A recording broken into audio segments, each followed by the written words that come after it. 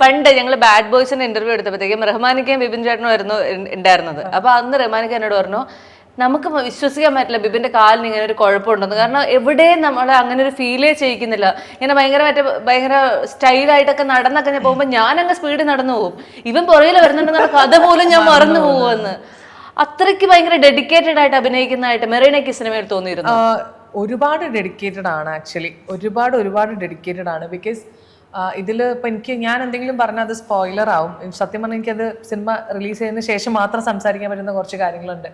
അപ്പം ഇപ്പോഴത്തെ കാര്യത്തിൽ പറയുകയാണെന്നുണ്ടെങ്കിൽ, ഇപ്പോഴത്തെ ഇൻസിഡൻസ് വെച്ച് പറയുകയാണെന്നുണ്ടെങ്കിൽ, ബിബി ഒരു പടം പ്രൊമോട്ട് ചെയ്യുന്ന പോലെ ഒരാൾക്കും പടം പ്രൊമോട്ട് ചെയ്യാൻ പറ്റുന്ന എനിക്ക് തോന്നില്ല, ഈ സിനിമയിൽ എസ്പെഷ്യലി.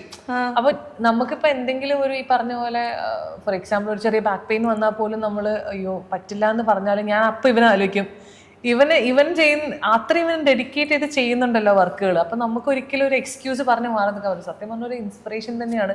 ഞാൻ അതിനടുത്ത് പറഞ്ഞിട്ടില്ല ഇനി. വലിയ ആ കാര്യത്തിൽ ഭയങ്കര ഇൻസ്പിറേഷൻ തരുന്ന ഒരാളാണ്, ഒരു മോട്ടിവേഷൻ. പിന്നെ മറ്റേ മോട്ടിവേഷൻ ബുക്കാണിത്. അപ്പൊ എന്തെങ്കിലും എനിക്ക് ഓർമ്മയുണ്ട്.